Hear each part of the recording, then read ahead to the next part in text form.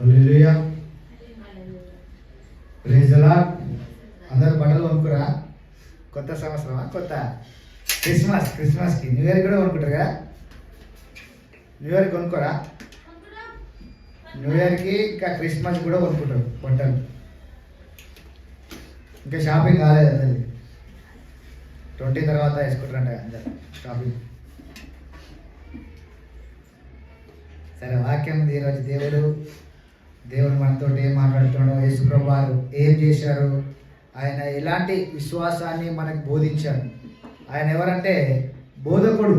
ఆయన ఏమంటారంటే అందరూ బోధకుడా అంటారు. అంటే ఎక్కువగా దేవుడు బోధించేవాడు. అనేకులకు ఆయన సువార్తలు ఆయన చెప్తూ ఉండేవాడు మాటలను. ఆయన మాట్లాడిన ప్రతి ఒక్కరు ఆయన మాటలు ఎంత భీకరంగా ఎంత గొప్పగా ఉన్నాయి. ఆయన మాటలు విన్న వాళ్ళందరూ ఆశ్చర్యపోయారన్న. హల్లెలూయా. కాబట్టి ఆయన ఏం మనకు బోధించినాడు, మనం ఏమి ఆయన వాక్యంలో నుంచి ఏం నేర్చుకోవాలి. మత్తయి సువార్త మాథ్యూ చాప్టర్ 21:19 verse 19 to 22.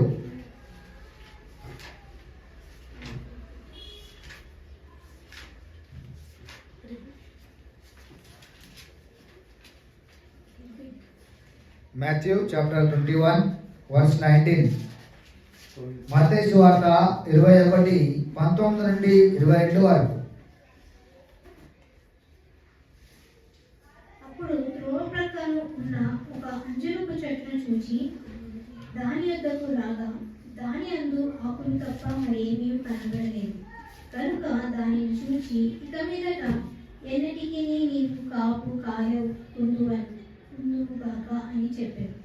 తక్షణమే ఆ అంజూరపు చెట్టు ఎండిపోయాడు. అంటే ఇక్కడ యేసుప్రభువు వారు ఒక మాట మాట్లాడారు. ఒక చెట్టు, యేసుప్రభువు వారు మొదటగా ఆకలి ఉన్నారు. ఆకలి కొన్న తర్వాత ఆయన ఒక చెట్టు, అంజూరపు చెట్టు అంటే తెలుసా? Fig tree. అంజూరపు పండ్లు ఉంటాయి కదా, అంజూరపు కాయలు పంట కాలం కాదు. అది కాలం కాకపోయినప్పటికీ అక్కడ యేసుప్రభువు వారు ఎందుకు, ఆయనకు తెలుసు కదా ఇది కాలం కాదు, ఇది మామిడి పండ్ల కాలమా? కాదు కదా. మరి ఇప్పుడు మామిడి పళ్ళ చెట్టు దగ్గరికి వెళ్తే ఏముంటాయి? కేవలం ఆకులు మాత్రమే ఉంటాయి. మరి ఇప్పుడు యేసయ్య ఒక మామిడిపండు చెట్టు దగ్గరికి వెళ్ళిన అనుకుందాం, ఆకలి అయింది. ఆ చెట్టు దగ్గరికి వెళ్ళినప్పుడు ఆ చెట్టు ఏదో సీజన్ కాదు, ఈ సీజనే కాదు.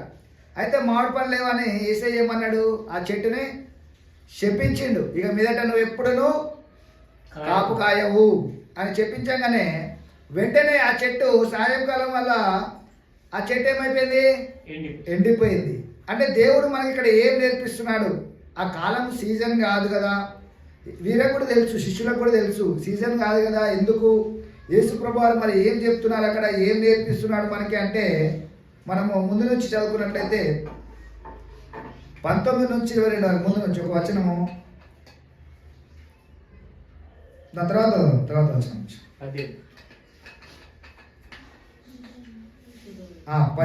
18 నుంచి 22 వరకు. ఉదయమందు పట్టణములకు మరలా వెలుచుండగా ఆయన ఆకలి కొనెను. అప్పుడు త్రోవ ప్రక్కన ఉన్న ఒక అంజూరపు చెట్టును చూచి దాని యొద్దకు రాగా దాని యందు ఆకులు తప్ప మరేమీ కనపడలేదు. కనుక దాన్ని చూచి ఇక మీదట ఎన్నటికీ నీవు కాపు కాయ కుందువుగాక అని చెప్పాను. తక్షణమే అంజూరపు చెట్టు ఎండిపోయాను. శిష్యులు దీన్ని చూచి ఆశ్చర్యపడి అంజూరపు చెట్టు ఎంత త్వరగా ఎండిపోయానని చెప్పుకొని, అందుకు యేసు మీరు విశ్వాసం కలిగి సందేహింపకుండిన ఎడల ఆ అంజూరపు చెట్టునకు జరిగిన దానిని చేయుట మాత్రమే కాదు, ఈ కొండ చూచి నీవు ఎత్తబడి సముద్రంలో పడివేయబడుతుంది కాక అని చెప్పిన ఎడల అలాగే జరుగునని మీతో నిశ్చయంగా చెప్పుచున్నాను. మరియు లాస్ట్ 23-22. మరియు మీరు ప్రార్థన చేయనప్పుడు వేటిని అడుగుతురో అవి దొరికినవని నమ్మిన ఎడల మీరు వాటినన్నిటినీ పొందుదురని వారితో చెప్పాను. హల్లెలూయా. అంటే ఇక్కడ యేసుప్రభు వారు ఏం మాట్లాడుతున్నారంటే, దేని గురించి ఉపమానంగా రీతిగా చెప్తున్నారంటే, మీరు ఎప్పుడైతే దేవుని ఏమని అడుగుతారో, ఎప్పుడైతే సందేహించకుండా మీరు ఎప్పుడైతే ప్రార్థిస్తారో, ఇక్కడ రాయబడింది క్లియర్గా, మీరు సందేహించకుండా మాట్లాడినట్లయితే ఏ పరిస్థితినైనా మీరు మార్చగలరు. ఈ యొక్క సీజన్ కాదు, ఇది ఎండాకాలం వస్తేనే మనకు పండ్లు వస్తాయి, మామిడి పండు. కానీ ఇప్పుడు మీ పరిస్థితిని మార్చగల శక్తి మీరు విశ్వసించినట్లయితే, ఇక్కడ క్లియర్గా రాయబడింది, మీరు సందేహించకుండా. ఇక మీదట 20వ వచనం, శిష్యులు అది చూచి ఆశ్చర్యపడి అంజూరపు చెట్టు ఏదో త్వరగా ఎండిపోయినని చెప్పుకొనేది. అందుకు యేసు, మీరు ఆ విశ్వాసము కలిగి సందేహించకుండా ఎడల, అంటే విశ్వాసంలో సందేహం ఉంటుంది. చాలామంది విశ్వసిస్తారు కానీ ఈ కాలం కాదు కదా, ఈ సమయం కాదు కదా, ఏ విధంగా జరుగుతుంది. యేసుప్రభువు ఎట్లా వచ్చారు? కన్యక గర్భమందు శిశువు పుట్టెను. హల్లెలూయా. అంటే అది కాలం కాదు, సమయం కాదు, ఆ ఒక అద్భుత రీతిగా దేవుడు భూమికి వచ్చింది. హల్లెలూయా. అందుకనే యేసుప్రభు వారు వచ్చినప్పుడు ఆ అద్భుత రీతిగా ఆ ఫలాలు అనేవి రావాలని ఆ చెట్టు దగ్గరికి వెళ్ళినప్పుడు ఆ చెట్టును చూసినప్పుడు ఆ ఫలం ఏనప్పుడు దేవుడు ఏమన్నాడు? చెప్పించింది. ఎందుకంటే దేవుడు ఆశ్చర్యకరముగా కార్యాలు జరిగించిండు. ఆయన పుట్టుకనే ఆశ్చర్యకరంగా ఆయన పుట్టాడు. కాబట్టి ఆశ్చర్యమైన ఈ యొక్క వాతావరణంతోటి, ఈ యొక్క సీజన్ తోటి దేవునికి ఇవన్నీ సీజన్లు కూడా ఒకటే రీతిగా ఉంటాయంట. హల్లెలూయా. దేవునికి ఏ విధంగా ఉంటాయి సీజన్లు అన్నీ? ఇప్పుడు పరలోకంలో ఇది ఎండాకాలము, ఇది వర్షాకాలము, ఇది వేసవికాలం, చలికాలం అంటారా? అవన్నీ ఉండవు. కాబట్టి మనం కూడా దేవుని మనసుతో ఏ కాలమైనా సరే దేవుడు నాకు సమకూరుస్తాడు. హల్లెలూయా. కొన్ని సంవత్సరాలు మనకి ఎడారి వచ్చినప్పుడు, కరువు వచ్చినప్పుడు వారు అంటారు కరువులో మనకి ఏమి ఇష్టం లేదు దేవుడు అనుకుంటారు. కానీ వారికి కరువులో కూడా దేవుడు ఏం చేసినట్ట? ఆకాశం నుంచి మన్నాను కురిపించి వారిని పోషించిన. హల్లెలూయా. అంటే సీజన్ కానప్పుడు కూడా ఇది సీజన్ కాదు అనుకోవడానికి వీలు లేదు. అందుకని ఇక్కడ ఏమంటారంటే, మీరు ఆవగింత విశ్వాసము, మీరు విశ్వాసం కలిగి సందేహించకుండా ఎడల ఈ అంజూరపు చెట్టునకు జరిగినది దాన్ని చేయుట మాత్రమే కాదు, ఈ అంజూరపు చెట్టు ఎండిపోవడం మాత్రమే కాదు, ఈ కొండను చూచి నీవు ఎత్తబడి సముద్రంలో పడవేయబడదు కాకని చెప్పిన ఎడల. అంటే ఇది కొండ అనగా మీరు ఏదైనా పెట్టుకోవచ్చు, సమస్య పెట్టుకోవచ్చు, ఏదైనా బలహీనత పెట్టుకోవచ్చు, ఏదైనా ఒక కొండ, ఒక సమస్య ఇంట్లో ఉందనుకో, ఒక వ్యాధి ఉందనుకో, ఒక లేమి ఉందనుకో, ఏదైనా అప్పు ఉందనుకో, అయితే మనం ఏం చేయాలంట? మీరు సందేహించకుండా దీని ఏం చెప్పాలంటే, నీవు ఎత్తబడి సముద్రంలో పడవేయబడదు కాక అని చెప్పిన ఎడల అలాగున జరుగునని మీతో నిశ్చయముగా చెప్పొచ్చున్నాను అంటున్నాడు. అంటే దేవుడు ఎట్లా చెప్తున్నాడ?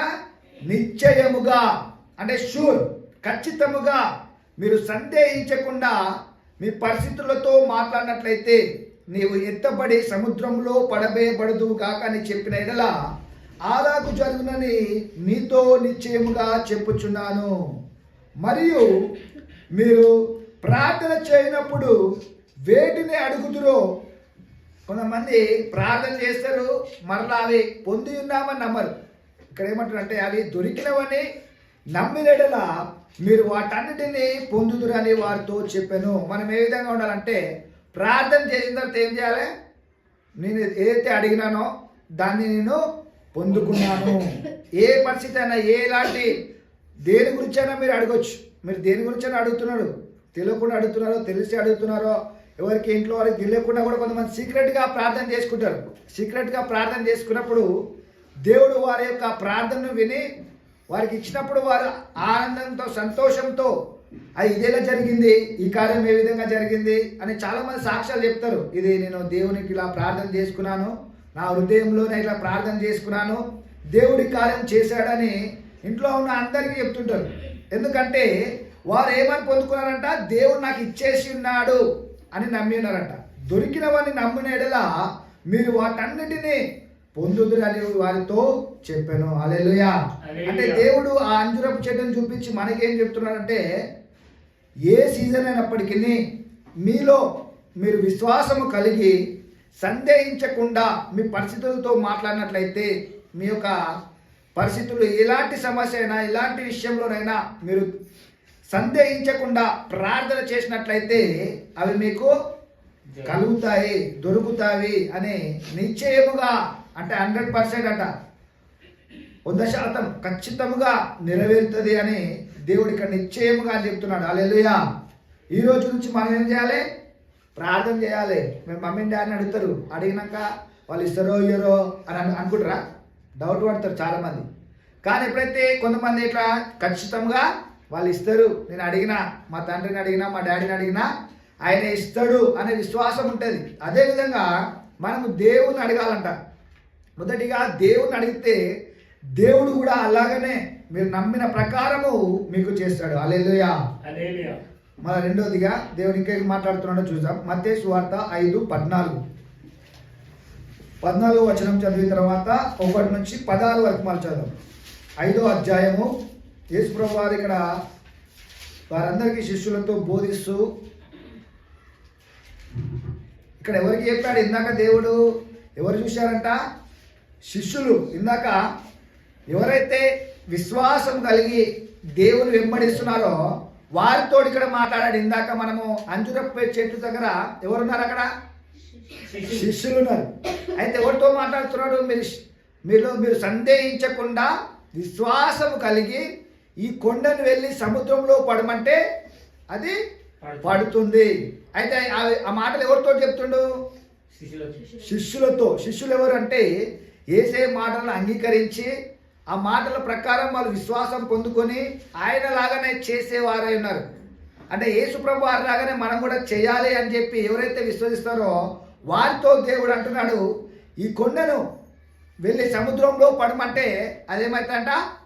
పడతంట. ఎవరితో చెప్తున్నాడు? విశ్వాసం కలిగిన వారితో, సందేహించకుండా దేవుని వెంబడించు వారితో. కొంతమంది సందేహిస్తారు కాబట్టి ఏ కార్యాలను చూడలేరు. ఈ శిష్యులైతే భూమిని ఏం చేసిరంట? తలకిందులుగా చేశారు. హల్లెలూయా.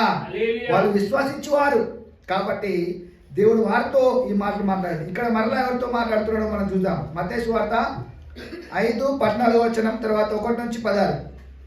మీరు లోకమునకు వెలుగై ఉన్నారు. కొండ మీద నుండి పట్టణము మరుగై ఉండలేదు. ఇక్కడ ఏం రాయబడిందంటే మీరు లోకానికి, ఒక పట్టణానికి కాదు, ఒక ప్రాంతానికి కాదంట, లోకానికి. యేసు ప్రభువు వారు ఎట్లా లోకానికి, లోక పాపమును మోసుకెళ్ళు గొర్రె పిల్లగా ఏ విధంగా అయితే ప్రపంచాన్ని, దేశానికి, మొత్తం ప్రపంచం మొత్తానికి యేసు ప్రభువు వారు ఏ విధంగా అయితే వచ్చారో, లోక పాపమును మోసుకెళ్ళు గొర్రె పిల్లగా ఆయన ఏ విధంగా అయితే కన్యక గర్భమందు జన్మించి వచ్చినట్లుగా ఇక్కడ ఏం రాయబడిందంటే మీరు లోకమునకు వెలుగై ఉన్నారు. హల్లెలూయా. మనం ఎవరంటే ఒక ప్రాంతానికి కాదు, దేశానికి కాదు, ప్రపంచానికే వెలుగై ఉన్నాం. మనం వెలుగై ఉన్నాం అనే మాట మర్చిపోవద్దు ఎప్పుడైనా. కాబట్టి మనం ఇతరులను వెలిగిస్తూ ఉండాలి. యేసు ప్రభువు లోకంలోకి వచ్చినప్పుడు ఆయన అనేకులను ఆశ్చర్యకరంగా స్వస్థపరుస్తూ, అనేకులను విడిపిస్తూ, అనేకులకు వెలుగుగా ఉన్నాడు.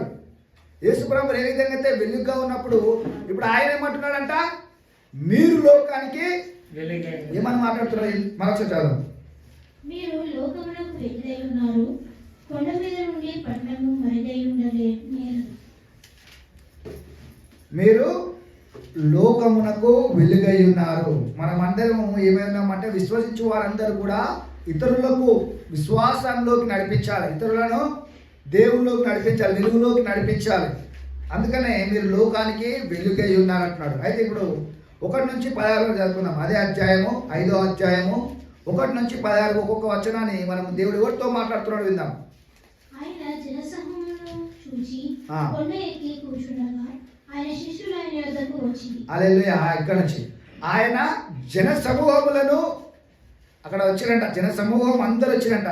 చూచి కొండ ఎక్కి కూర్చుండగా ఒక చిన్న ప్రాంతంలో వచ్చినప్పుడు ఆ ప్రాంతంలో జన సమూహం అందరూ వచ్చిరంట. వచ్చినప్పుడు ఆయన ఒక చిన్న కొండ దగ్గరికి వెళ్ళి దాని మీద కూర్చొని కొండ ఎక్కి కూర్చుండగా ఆయన శిష్యులు ఆయన యొద్దకు వచ్చిరి. ఎవరు వచ్చిరంట? శిష్యులు. ఇంకా మొదట జన సమూహము. ఎవరితో మాట్లాడుతున్నాడో మనం జాగ్రత్తగా గమనించాలి. జన సమూహంతో మాట్లాడుతున్నాడు. మరలా ఆయన శిష్యులు కూడా అక్కడ ఉన్నారు. అప్పుడు ఆయన నోరు తెరిచి ఇలాగు బోధింపసాగెను. ఆత్మ విషయమై దీనులైన వారు ధన్యులు. ఆత్మ విషయమై దీనులైన వారు ధన్యులు. పరలోక రాజ్యము వారిది. దుఃఖింపబడువారు ధన్యులు, దుఃఖింపబడువారు ధన్యులు, వారు ఓదార్చబడుదురు. వారు ఓదార్చబడుదురు. అంటే దుఃఖంలో ఉన్న వారు ఏమవుతారంట? ఓదార్చబడతారు. మీ పరిస్థితి ఏ విధంగా ఉన్నా సరే దేవుడు ఏమంటున్నాడు ఇక్కడ? ఖచ్చితంగా మీరు ఓదార్చబడతారు. అంటే మీ సమస్యను తీర్చగల దేవుడు. ఆయన చెప్తున్న మాటలు మనం ఖచ్చితంగా జాగ్రత్తగా గమనించినట్లయితే ఆ మాటల్లోనే మనకు జవాబు ఉంటుంది. ఆయన ఒక మాట మాట్లాడినప్పుడు దాంట్లోనే మనకు జవాబు, అక్కడ ఆదరణ, ఓదార్పు ఉంటుంది. చదువు. సాత్వికులు ధన్యులు, సాత్వికులు ధన్యులు, వారు భూలోకమును స్వతంత్రించుకొందురు. అంటే దేవుడు చెప్పిన మాటలు ఇవన్నీ. అయితే సాత్వికులు, దీన మనసు గలవారు, వారు ఏం చేస్తారంట? దేవుని మాటను అంగీకరించేవారు అంటారు. వారు భూలోకాన్ని స్వతంత్రించుకుంటారు. నీతి కొరకు ఆకలి దప్పులు కలుగువారు ధన్యులు, నీతి కొరకు ఆకలి దప్పులు గలవారు ధన్యులు, వారు తృప్తిపరచబడుదురు. కనికరం గలవారు ధన్యులు, కనికరము గలవారు ధన్యులు. అంటే కనికరం చూపించే వారే ఉండాలి మనం అందరం. అంటే ఆయన మాటలు, యేసుప్రభువు వారి మాటలు ఏ విధంగా ఉంటాయంటే ఆయన కనికరము గలవాడు కాబట్టి మనల్ని కూడా కనికరము చూపించమని చెప్తున్నాడు. కనికరం గలవారు ధన్యులు, వారు కనికరం పొందుదురు. హృదయ శుద్ధి గలవారు ధన్యులు, వారు దేవుని చూచెదరు. హృదయ శుద్ధి గలవారు ధన్యులు, వారు దేవుని చూశారంట. చాలా మంది దేవుని చూసి దేవుని దర్శనాలు చాలా మంది కలిగి ఉన్నాయి. అంటే దేవుడు హృదయ శుద్ధి గల వారు ఎవరైతే దేవుని వెంబడించి వారు ఉంటారో వారికి దేవుడు కనపరుచుకుంటాడు తను తాను. అబ్రాహాము దేవుని చూసిండు, ఇస్సాకు, వీళ్ళందరూ దేవుని చూసిన వారు. సమాధానపరచువారు, అల్లరి చేసేవారు కాదు, అల్లర్లు చెప్పేవారు కాదు. సమాధానపరచువారు ధన్యులు అంటే బ్లెస్డ్, ఆశీర్వదించబడ్డవారు. ధన్యులు అంటే బ్లెస్డ్. ఎవరు బ్లెస్డ్ అంట? సమాధాన పీస్ మేకర్స్. పీస్ మేకర్స్ అంటే పీస్, సమాధానము కలిగించేవారు ధన్యులు. వారు దేవుని కుమారులను బడుదురు. దేవుని కుమారులని అనేకులు చెప్తారంట. చాలా మంది అంటారు మీరు దేవుని కుమారులు, మీరు దేవుని కుమారులు, దేవుని బిడ్డలు అంటారుగా. ఎందుకు? వారు సమాధాన పరచువారై ఉన్నారు. ఎక్కడైనా గొడవలు అయినప్పటికీ వారు ఏం చేస్తారు? సమాధాన పరచడానికే చూస్తారు తప్ప గొడవలకి చూడరు. కాబట్టి వారు దేవుని కుమారులను పిలబడుతున్నారు. నీతి నిమిత్తము హింసించువారు, హింసింపబడువారు ధన్యులు, పరలోక రాజ్యము వారిది. హింసించి మీ మీద అబద్ధముగా చెడ్డ మాటలెల్లా పలుకున్నప్పుడు మీరు ధన్యులు. సంతోషించి ఆనందించుడి,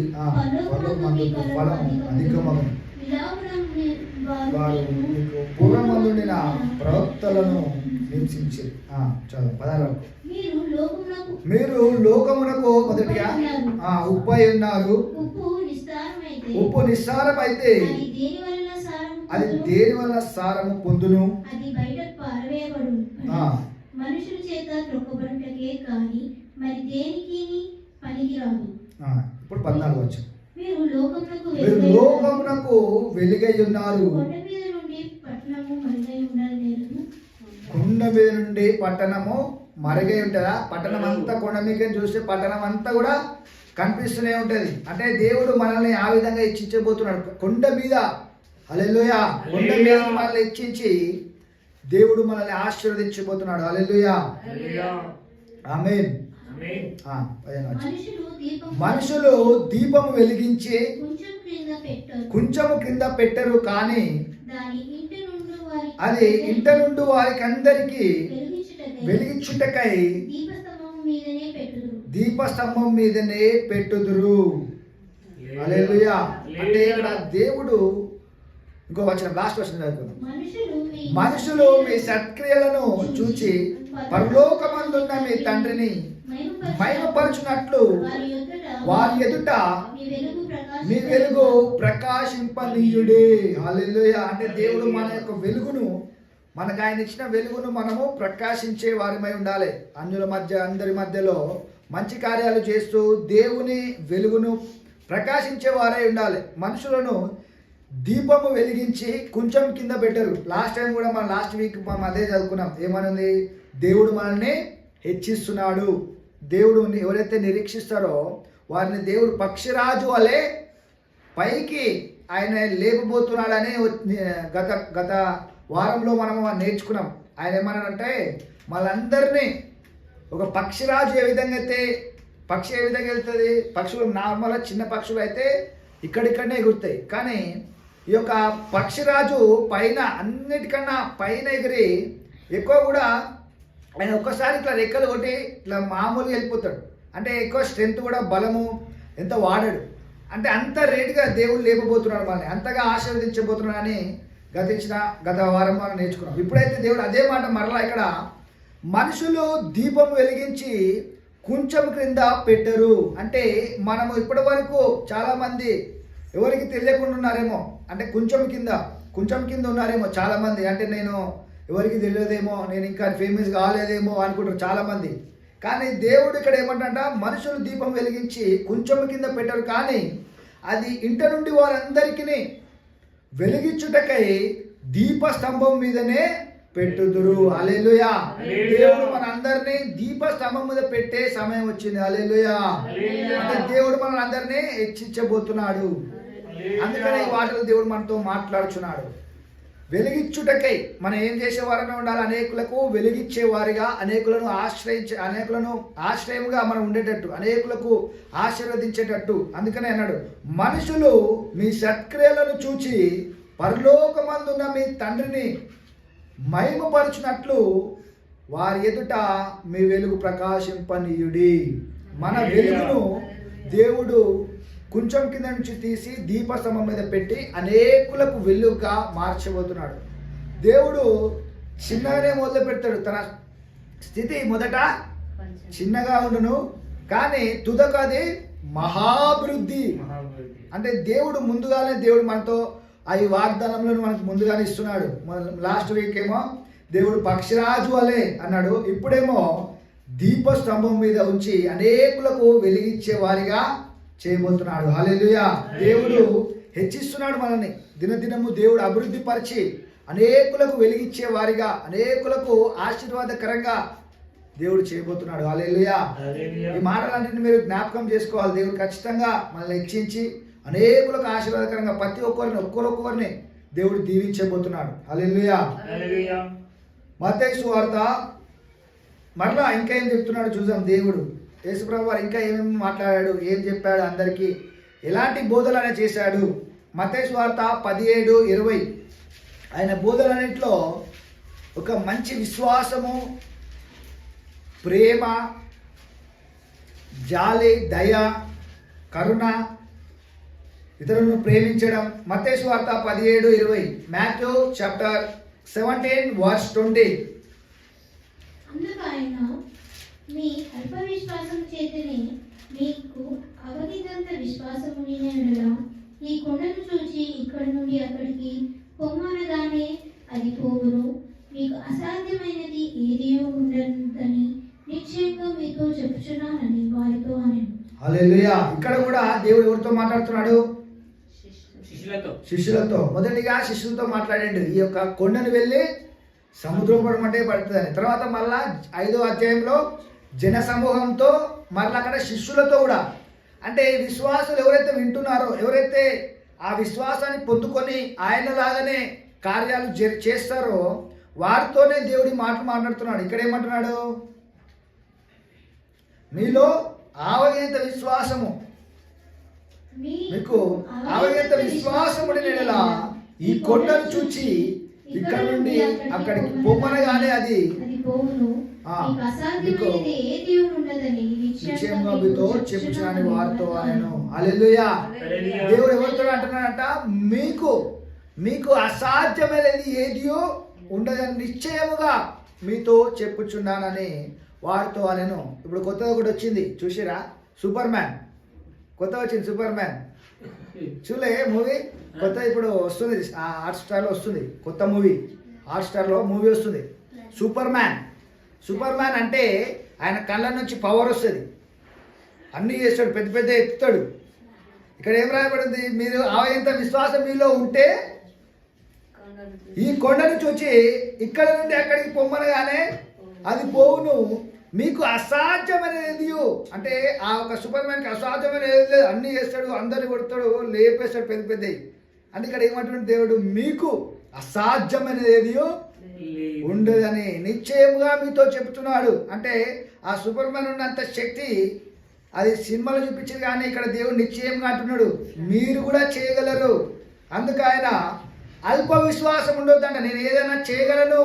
ఇక్కడ రాయబడి ఉంది, మీరు ఆవగినంత విశ్వాసం ఉండేలా ఈ కొండను చూచి ఇక్కడ నుండి అక్కడికి పొమ్మనగానే, అంటే ఇంకా ఎంత అవసరం కూడా లేదంట, ఒక మాట సెలవిస్తే ఆ పరిస్థితి మార్చబడుతుంది. ఎవరు సెలవించాలంట? మీరే అంటుండు. మీకు అసాధ్యమనేది ఉండదని నిశ్చయంగా మీతో చెప్తున్నాను. ఎవరికి? యేసుప్రభు వారు ఒక చెట్టును చూసినప్పుడు అది ఎండిపోయింది, ఒక మాట సెలవిచ్చినప్పుడు. అదేవిధంగా యేసయ్య ఏమంటున్నారంటే ఇప్పుడు మీరు సెలవిచ్చినట్లయితే మనం ప్రతిరోజు మనం పరిస్థితులతో మాట్లాడాలంట, పరిస్థితులతో మాట్లాడాలి. ఈ వ్యాధిని వెళ్ళి సముద్రం పోమని ఆజ్ఞాపిస్తున్నాను అనాలి, మనం ఆజ్ఞాపించాలంట. మీకు అసాధ్యమైన ఏది ఉండదని నిశ్చయంగా మీతో చెప్పుచున్నాను.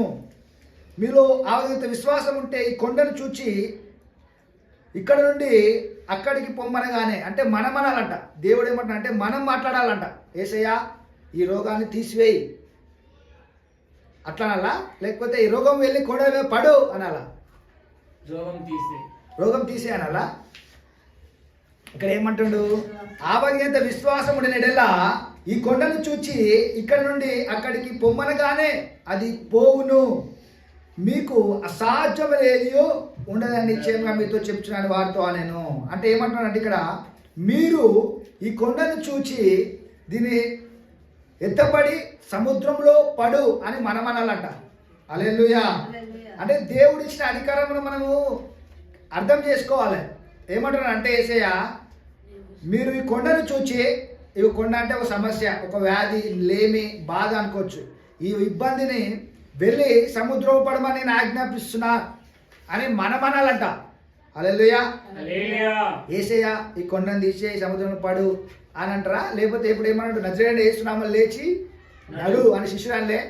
శిష్యుడు ఏమన్నాడు, నజరేయుడైన యేసు నామములో నువ్వు లేచి నడు అంటే ఆ కొండను వెళ్ళి సముద్రం పరిస్థితిని మొత్తం తీసేసి సముద్రంలో వేసేసినాడు. అంటే ఆయన విశ్వాసాన్ని కలిగి శిష్యులు దేవుడు చేసిన మాటలు ఆయన ఎట్లా మాట్లాడిండో అదే విధంగా వీళ్ళు కూడా మాట్లాడారు. అదేవిధంగా మనం కూడా మాట్లాడాలి. మన ప్రార్థనలో ఈ వ్యాధిని వెళ్ళి సముద్రంలో పడు, ఈ అప్పును వెళ్ళి సముద్రంలో పడు అని మనము దానికి ఆజ్ఞాపించాలంట. మీకు అసాధ్యమనేది ఉండదని నిశ్చయముగా మీతో చెప్తున్నట్టు, అంటే నిశ్చయముగా చెప్తున్నాడంట. ఖచ్చితంగా మీరు ఇలా మాట్లాడినట్లయితే ఈ క్రిస్మస్ నుంచి, ఈ సీజన్ 2025 నుంచి ఎవరైతే ఈ విధంగా ప్రార్థిస్తారో ఈ వ్యాధి ఇక మరలాని 2026లో చూడొద్దు, దీన్ని వెళ్ళి సముద్రంలో పడమని ఆజ్ఞాపిస్తున్నా. అప్పుడు మీకు ఏది కూడా అసాధ్యమైన ఏది ఉండదని నిశ్చయంగా యేసుప్రభు వారు చెప్తున్నారు. యేసుప్రభు వారు ఈ మాటలు ఏమని చెప్తున్నారంటే మీరు చేయాలంటున్నాడు. ఈ రోజు నుంచి ఎవరు చేయాలంట? మనమే. దేవుడు ఏమంటున్నా అంటే మీకు అసాధ్యమైన ఏది లేదు. యేసుప్రభు వారికి అసాధ్యమైన ఏది లేదు. ఆయన వేస్తే అందరూ ఏమంటారు, అవును యేసుప్రభు వారు గొప్ప దేవుడు, గొప్ప కార్యాలు చేసాడు. కాబట్టి యేసయ్య ఆత్మ ఇప్పుడు మన మీద నుంచి యేసయ్య ఏమంటున్నా అంటే మీరు చేయుడి, మీరు లోకానికి, నేను లోకానికి వెలుగై ఉన్నాను. మరి ఇప్పుడు ఎవరు? ఇప్పుడు మనము లోకానికి వెలుగై ఉన్నాం. కాబట్టి మనము ఇప్పుడు కార్యాలను, ఆయన అద్భుతాలను, ఆయన ఆశ్చర్యకారాలను ఆవగింత విశ్వాసం కలిగి సందేహించకుండా మనం మాట్లాడాలి పరిస్థితులతోటి. మనము ఈ సీజన్ నుండి, ఈ క్రిస్మస్ సీజన్ నుండి మన ప్రార్థన ప్రతి వ్యాధిని, లేమిని వెళ్ళి అలాంటి కొండలన్నింటిలో ఏం చేయాలి? సముద్రంలో పడేయాలి. ఈ కొండ వెళ్ళి సముద్రంలో పడు అని మనం ఆజ్ఞాపించినప్పుడు ఆ కార్యాలు జరగడం మనం చూసి అనేకులకు వెలుగుగా మనం ఉంటాం. హల్లెలూయా. అదేవిధంగా లూకాసు వార్తలో ఈ యొక్క ఆఖరి వచనము, లూకాసు వార్తలు చదువుకొని ప్రార్థన చేసుకున్నాం. లూకాసు వార్త 17:6-5-17. Luke chapter 17:6. ఇక్కడ మరలా అదే చెప్తున్నాడు యేసుప్రభు వారు. ఆవగింత విశ్వాసం. ప్రభువు మీరు ఆవగింజంత విశ్వాసం కలవారైతే ఈ కంబలి చెట్టును చూచి నీవు వేలతో పెళ్లగింపబడి సముద్రంలో నాటబడుమని చెప్పినప్పుడు అది మీకు లోబడును. ఇక్కడ చెట్టు గురించి చెప్తున్నాడు. మీలో ఆవగింజంత విశ్వాసం ఉంటే ఈ కొండను వెళ్ళి సముద్రంలో పడమన్నాడు. ఇందాక మత్తయి సువార్తలో ఈ కొండను వెళ్ళి సముద్రం పడమన్నాడు. ఇప్పుడు ఏమంటాడంట, ఈ కంబలి చెట్టు అనేది ఇంకా ఎన్నో సంవత్సరాలు ఉండొచ్చు, కొండ కూడా ఎన్నో సంవత్సరాల నుంచి ఉండొచ్చు. నీ పరిస్థితి, నీ యొక్క దరిద్రము, నీ యొక్క పరిస్థితి, నీ యొక్క బలహీనతలు ఎన్నో సంవత్సరాల నుంచి ఉండొచ్చు. కానీ ఇక్కడ ఏమంటారంట, మీలో అవగత విశ్వాసం ఉంటే ఈ కంబలి చెట్టును చూచి నీవు వేళ్ళతో కూడా, హల్లెలూయా, అంటే వేళ్ళతో ఆ చెట్టు ఒక వేళ్ళు కూడా ఆ వ్యాధి లేమి ఏ పరిస్థితి అయినప్పటికీ అది మరలా రాకుండా దేవుడు దాన్ని బొత్తిగా తీసివేసి నీకు మంచి ఆశీర్వాదం ఇవ్వాలని దేవుడి మాటలు మనతో మాట్లాడుతున్నాడు. నీవు వేళ్ళతో కూడా పెళ్ళగింపబడి సముద్రములో నాటబడుమని చెప్పినప్పుడు అది మీకు లోబడును. హల్లెలూయా, అంటే అది లోబడుతుంది అంటున్నాడు. మీరు అంటున్నాడు, మీరు ఎప్పుడైతే ఈ మాటలు చెప్తారో నా మాటగా ఈ మాట చెప్పండి అంటారు. చాలామంది ఏమంటారంటే నా మాటగా ఈ మాటలు చెప్పండి, వెళ్ళి రాజు దగ్గరతో మాట్లాడండి, నేను చెప్పానని చెప్పండి అని. కొంతమంది రాజులు ఏం చేస్తారు, ఈ మాటను నువ్వు వెళ్ళి చెప్పు అంటారు. ఇదిగో రాజు చదివిస్తున్నాడు ఈ విధంగా అని ఒక మాట చెప్తారు. అదేవిధంగా ఇప్పుడు యేసు ప్రభు వారు ఆయన రాజు అయి ఉన్నాడు కాబట్టి నా మాటగా మీరు ఆ యొక్క వ్యాధితోటి, ఆ లేమితోటి, ఆ కంబలి చెట్టుతోటి, ఆ కొండతోటి నా మాటగా దాన్ని వేర్లతో సహా పెకిలించబడి సముద్రం పడమని ఆజ్ఞాపించుడు అంటున్నాడు. హల్లెలూయా. కాబట్టి మనం కూడా మన పరిస్థితుల్లో మన వ్యాధి ఏదైనా సరే వాటన్నిటినీ వేర్లతో సహా ఈ యొక్క క్రిస్మస్ సీజన్లో ఇక మీద మరలా మేము చూడకూడదు అనే విధంగా మనం ప్రార్థించాలి. ఆ విధంగా మనం దానికి ఆజ్ఞాపించాలి. అర్థమైంది అందరికీ అర్థమైంది కదా. ఈ రోజు నుంచి మన పరిస్థితి ఏ విధంగా ఉండాలంటే మనం ఆజ్ఞాపించే వారమే ఉండాలి. ఏ పరిస్థితి వచ్చినా సరే దాన్ని వెళ్ళి సముద్రంలో పడు అనే విశ్వాసం కలిగి యేసుప్రభు అదే మాట మాట్లాడారు. మనం చెప్తున్నారు, మీరు ఈ విధంగా మాట్లాడుడి, మీరు ఈ విధంగా ఆవగింత విశ్వాసం కలిగి ఉండుడి, మీరు సందేహించకుండా మాట్లాడుడి అని యేసుప్రభు ఏ విధంగా అయితే మనతో మాట్లాడారో అదే విధంగా మనం కూడా పరిస్థితులతో మాట్లాడాలి. ఇది మొదలుకొని మనం కూడా ప్రార్థన చేద్దాం అందరం. గొప్ప దేవా, అద్భుతాలు చేయువాడా, ఆశ్చర్యకారములు జరిగించువాడా, అవును ప్రభా, ఈ యొక్క ఆరాధన అంతటిలో మీరే మాకు తోడై ఉండి ఇంతవరకు మీరు నడిపించిన విధానం బట్టి మీకు వందనాలు చెల్లిస్తున్నాం ప్రభా. ఇంకెవరైతే రాలేకపోతున్నా వారిని రప్పించండి, నీ యొక్క కార్యములను జరిగించుకోమని ప్రార్థిస్తున్నాం ప్రభా. నీవే మమ్మల్ని ఏర్పరచుకొని ఇక్కడ మమ్మల్ని నిలపరచుకునే విధానం బట్టి మీకు వందనాలు చెల్లిస్తున్నాం ప్రభా. ఇక్కడికి వచ్చిన ప్రతి కొడుకున్న ప్రతి ఒక్క బిడ్డను ఆశీర్వదించండి, వారి యొక్క భవిష్యత్తును నీకు అప్పగిస్తున్నాం ప్రభా. అవునయ్యా, వారు ఇంకా అంచెలంచెలుగా ఎదిగి నీ యొక్క సన్నిధిలో మహిమగా అనేకులకు ఆశీర్వాదకరంగా ఇక్కడ ఉన్న ప్రతి ఒక్కరిని మార్చమని ప్రార్థిస్తున్నాం ప్రభా. చిన్న పెద్ద వరకు అందరినీ అవునయ్యా మీరు ఆశీర్వదం పేరున మీరు దీవించండి ప్రభా. నీ యొక్క మందిరం యొక్క సమృద్ధితో వారిని నింపుమని ప్రార్థిస్తున్నాను. అవునయ్యా, నా మందిరంలో నుండి సియోన్లో నుండి నిన్ను మిమ్మల్ని ఆశీర్వదిస్తాను కాబట్టి మాలో నుండి అనేకులకు ఆశీర్వాదకరంగా ఇక్కడ ఉన్న ప్రతి ఒక్కరిని మీరు దీవించండి, ఆశీర్వదించండి ప్రభా. అవునయ్యా, ఇంకా ప్రయాణంలో ఉన్న వారిని ఆశీర్వదించండి. ఇంకా బలహీనతలో ఉన్న వారిని ఎవరైతే ఇంకా తాగుడు, దురాత్మ శక్తులతో, ఇబ్బందులతో, అంధకార శక్తులతో పీడింపబడుతున్నారో వారిని విడిపించండి. పిల్లలు దయచేయండి. కాళ్ళప్పుడు ఉన్నారు, కాళ్ళప్పుడు తీసివేయండి. కానీ సమస్య నుంచి విడుదల దయచేయండి. ప్రతి సమస్య నుండి, ప్రతి అనారోగ్యం నుండి విడుదల దయచేయమని ప్రార్థిస్తున్నాయి. కాలంలో ప్రతి ఒక్కరిని ఆశీర్వదించండి. అవునా, పేరున ఆశీర్వదించండి. ఎవరైతే ఇంకా అస్వస్థతతో ఉన్నారో ప్రభా, నడుము నొప్పితో ఉన్నారో, పైకి రాలేకపోతున్నారు, వారికి కూడా స్వస్థత దయచేసి వచ్చే విధంగా వారిని ఆశీర్వదించండి. ఈ యొక్క దేవదూతలను విడుదల చేస్తున్నాం ఇప్పుడే. Release your angels right now lord, touch everyone and heal everyone right now. ఇప్పుడే ప్రతి ఒక్కరిని ముట్టి స్వస్థపరిచి గొప్ప సాక్ష్యాలను ప్రతి వారంలో గొప్ప సాక్ష్యాలను మాకు దయచేసి నీ నామాన్ని మహింపరచుకోమని నజరేయుడైన యేసుక్రీస్తు నామములో ప్రార్థిస్తున్నాము తండ్రి, ఆమేన్.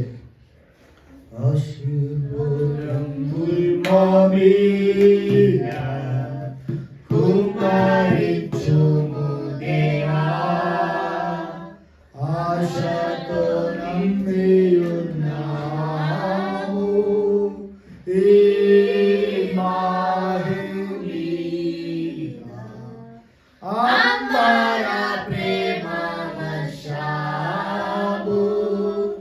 కుమ్మరించుము దేవా.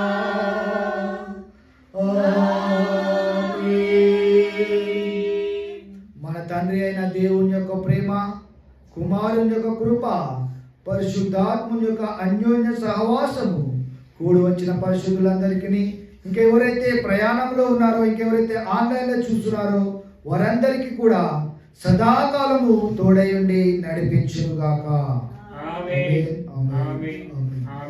అందరికీ వందనాలు. ప్రార్థన అవసరతలు ఇంకా సాక్ష్యాల గురించి కూడా చాలా మంది సాక్ష్యాలు చెప్తలేరు. చెప్పాలి సాక్ష్యాలు ధైర్యంగా, సరేనా? ఎవరైతే గత వారంలో జరిగిన కార్యక్రమాలు, దేవుడు చేసిన మేలును బట్టి ఒక్కొక్క మాటలో, ఒక చిన్న మాటలో అయినా దేవునితో పంచుకోవాలి. అక్కడ అందరితో దేవుడు సాక్షులుగా ఉంటే దేవుడు ఇంకా ఎక్కువ ఆశీర్వదిస్తాడు. దేవుడు జీవితంలో మాకు ఇప్పుడు చేసిన కార్యంలో, చర్చలో కార్యం జరిగించాడు దేవుడు. ఆ ఒక లైసెన్స్ అంతా కూడా దేవుడు ఇచ్చినాడు. దేవుడికి వందనాలు చెల్లిద్దాం. దేవుడు అందరిగా మంచిగా లైసెన్స్, ఇక చర్చి కావాల్సిన ప్రతిదీ దేవుడు సమకూరు చేశాడు. దాన్ని బట్టి దేవునికి వందనాలు చెల్లిస్తున్నాము. ఇంకా దేవుడు ఈ చర్చి పట్ల, ఆయన ఇచ్చిన ఈ యొక్క మినిస్ట్రీ పట్ల దేవుడికి గొప్ప కార్యం జరిగించబోతున్నాడు. Thank you.